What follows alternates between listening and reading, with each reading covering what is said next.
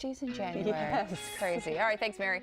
For some families, the reality of 2023 is going through a divorce, which is a deeply traumatic life event. So our next guest is here to help you heal from that trauma. We want to welcome in attorney and coach Rachel S. Ruby, who is the author of Divorce to Bliss, which is probably the state everyone wants to get in, Yes. right? Exactly, After divorce. exactly. Thank you for being here, Thank you for first of having all. me. Thank you. How does someone even begin that healing process? There's a lot of anger, emotions. I can't imagine. How do you start the healing process? Well, the process of healing involves a lot, and there are a lot of subparts, and learning to love yourself is the main part of it.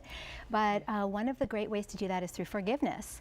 And we tend to think about forgiving others, and that is very necessary in this situation, to forgive your ex-spouse because you need to get out of that negative mindset, but also to forgive yourself, and that's really hard for some people.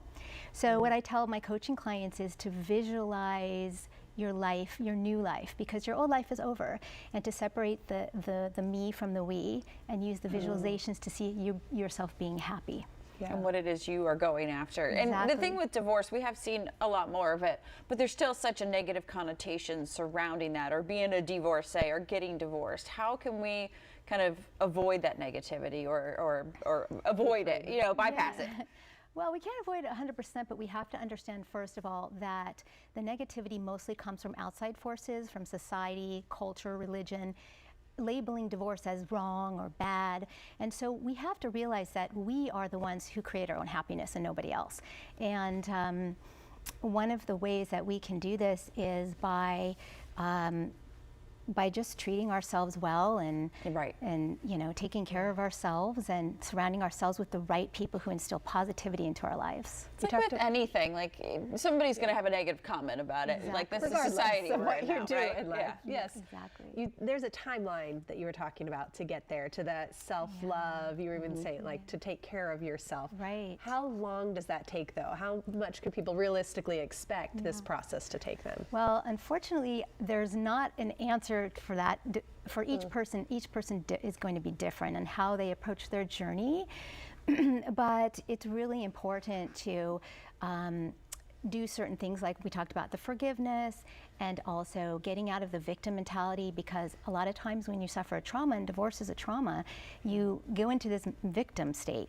And just to realize, again, that you're in control of your own happiness, and also to let go of people who don't serve you and who are negative, of ideals and concepts that you may have been taught since you were really young, so that you can move on and heal. Yeah, it's about being happy for yourself, and sometimes you know, divorces are amicable and people go on to be good friends, but they're just happier apart. Yes, Right. exactly. So when does somebody think about like dating again? After a divorce? I know every journey is different, and everybody heals at a different time, but how does somebody know if like they're ready to jump back in? Yeah. Well, the interesting part is when you get divorced, a lot of people say, get back out there, go date. But in my opinion, that's the wrong thing to do, because first you need to go through this healing journey, and you need to discover who you are, what you want, and what you want this new life to look like.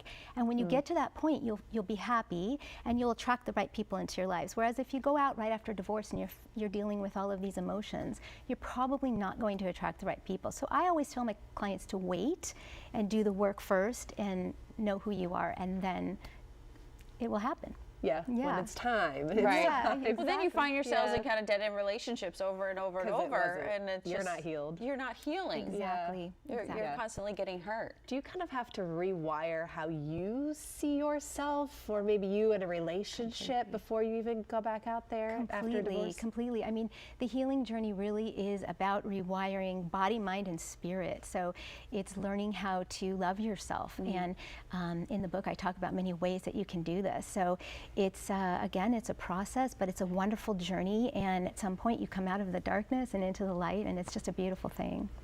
I love the hope and love that is out there waiting for you. Yeah. Thank you so much, Rachel. Thank you for having me. Thank you. I really appreciate it. You can also find Rachel's book. We've been talking about Divorce to Bliss. It's at divorcetobliss.com. Lots of great tips in there.